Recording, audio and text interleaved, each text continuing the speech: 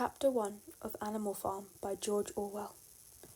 Mr. Jones, of the Manor Farm, had locked the hen houses for the night, but was too drunk to remember to shut the potholes.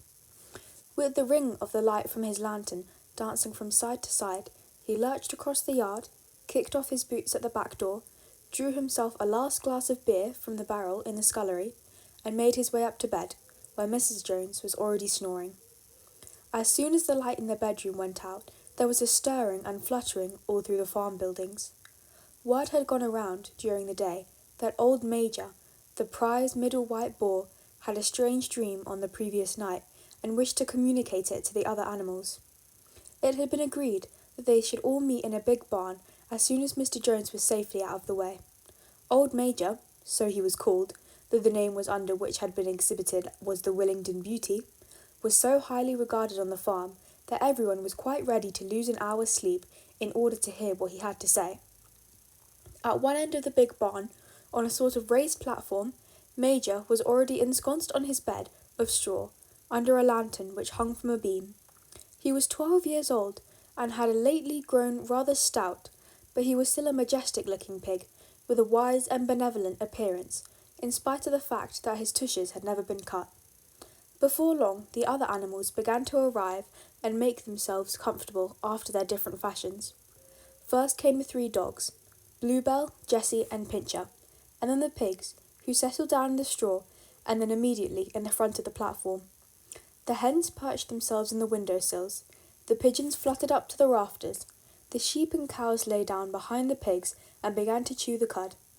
The 2 cart horses, Boxer and Clover, came in together, walking very slowly and setting down their vast hairy hoofs with great carelessness. There should be some small animal concealed in the straw. Clover was a stout motherly mare approaching middle life, who had never quite got her figure back after her 4th foal. Boxer was an enormous beast, nearly 18 hands high and as strong as 2 ordinary horses put together. A white strip down his nose gave him a somewhat stupid appearance, and in fact he was not of first-rate intelligence, but he was universally respected for his steadiness of character and tremendous powers of work. After the horses came Muriel, the white goat, and Benjamin the donkey. Benjamin was the oldest on the farm, and the worst-tempered. He seldom talked, and when he did, it was usually to make some cynical remark. For instance, he would say that God had given him a tail to keep the flies off, but that he would sooner have had no tail and no flies. Alone among the animals on the farm, he never laughed. If asked why, he would say that he saw nothing to laugh at. Nevertheless, without openly admitting it, he was devoted to Boxer. The 2 of them usually spent their Sundays together in the small paddock behind the orchard, grazing side by side and never speaking. The 2 horses had just lain down when a brood of ducklings, which had lost their mother, filed into the barn, cheeping feebly and wandering from side to side to find some place where they would not be trodden on. Clover made a sort of wall around them with her great foreleg, and the ducklings nestled down inside it and promptly fell asleep. At the last moment, Molly, the foolish pretty white mare who drew Mr. Jones's trap, came trotting daintily in, chewing at a lump of sugar. She took place near the front and began flirting, while her white mane, hoping to draw attention to the red ribbons it was plaited with. Last of all came the cat, who looked round, as usual, for the warmest place, and finally squeezed herself in between Boxer and Clover. There she purred contentedly throughout the whole of Major's speech, without listening to a word of what he was saying. All the animals were now present, except Moses, the tame raven, who slept on a perch behind the back door. When Major saw that they had all made themselves comfortable and were waiting attentively, he cleared his throat and began. "Comrades, you have heard already about the strange dream I had last night, but I will come to the dream later. I have something else to say first. I do not think, comrades, that I shall be with you for many months longer, and before I die, I feel it my duty to pass on to you such wisdom as I have acquired. I have had a long life. I have had much time for thought as I lay alone in my stall, and I think I may say that I understand the nature of life on this earth as well as any animal now living. It is about this that I wish to speak to you. Now, comrades, what is the nature of life as ours? Let us face it, our lives are miserable, laborious, and short. We are born, we are given just so much food as will keep the breath in our bodies, and those of us who are capable of it are forced to work. To those who are last atom of our strength, and the very instant that our usefulness has come to an end, we are slaughtered with hideous cruelty. No animal in England knows the meaning of happiness or leisure after he is a year old. No animal in England is free. The life of an animal is misery and slavery. That is the plain truth. But is this simply a part of order of our nature? Is it because this land is ours is so poor that we cannot afford a decent life to those who dwell upon it? No, comrades, 1,000 times no. The soil of England is fertile, its climate is good. It is capable of affording living food, in its abundance, to an enormously greater amount of animals that now inhabit it.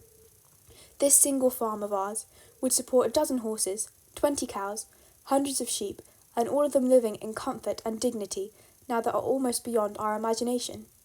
Why then do we continue this miserable condition? Because nearly the whole procedure of our labour is stolen from us by human beings. There, comrades, is the answer to all our problems. It is summoned up in a single word: man. Man is the only real enemy we have. Remove man from the scene, and the root cause of hunger and overwork is abolished forever. Man is the only creature that consumes without producing. He does not give milk, he does not lay eggs, he is too weak to pull the plough, he cannot run fast enough to catch rabbits, yet he is lord of all the animals. He sets them to work, he gives back to them the bare minimum that will prevent them from starving, and the rest he keeps for himself. Our labour tills the soil, our dung fertilises it, and yet there is not one of us that owns more than his bare skin. You cows that I see before me, how many thousands of gallons of milk have you given during this year? And what has happened to that milk, which had been breed up sturdy cows? Every drop of it has gone down the throats of our enemies. And hens, how many eggs have you laid this last year, and how many of those eggs have ever hatched into chickens? The rest have all gone to the market to bring in money for Jones and his men.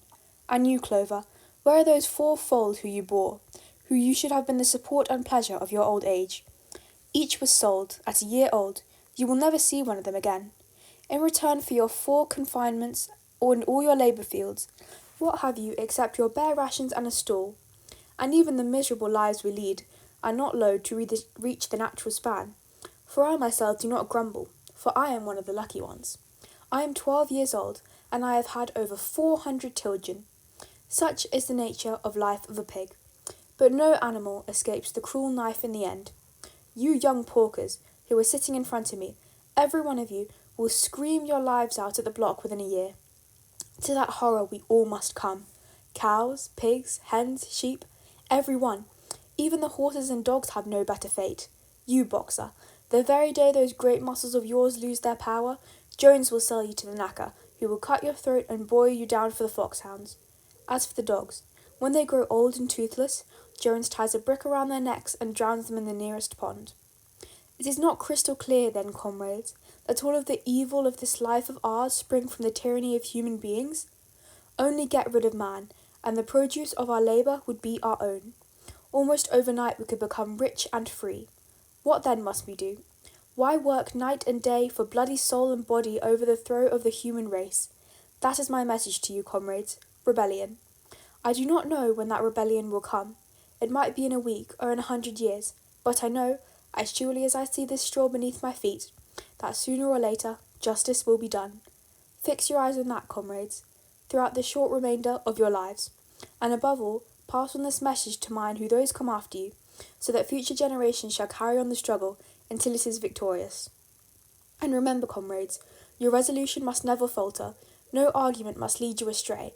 Never listen when they tell you that man and the animals have a common interest, that the prosperity of one is the prosperity of others. It is all lies. Man serves the interest of no creature except himself.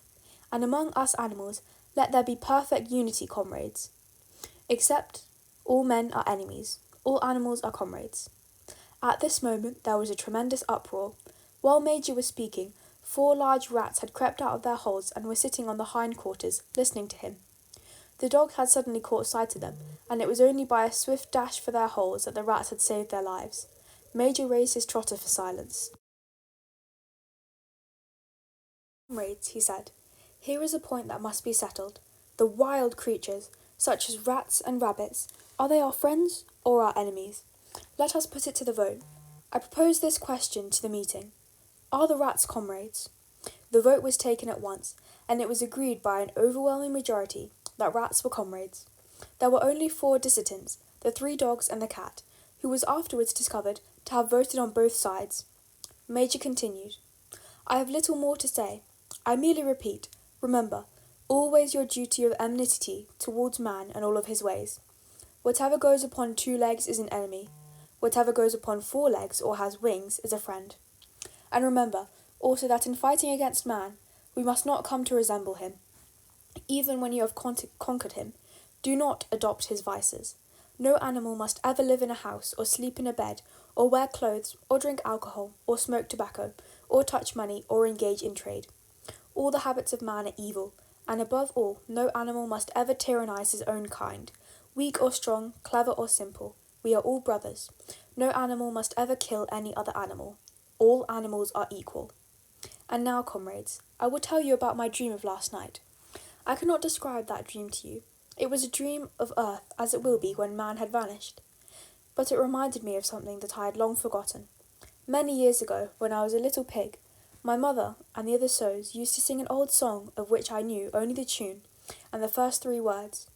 I had known that tune in my infancy, but it had long since passed out of my mind. Last night, however, it came back to me in a dream. And what is more, the words of the song also came back, words, I am certain, which were sung by the animals of long ago, and which have been lost to memory for generations. I will sing you that song now, comrades.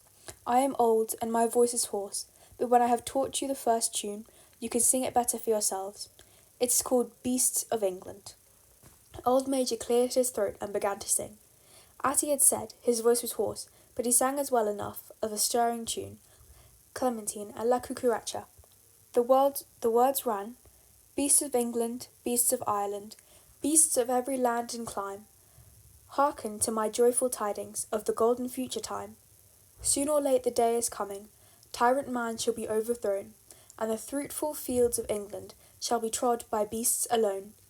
Rings shall vanish from our noses, and the harness from our back.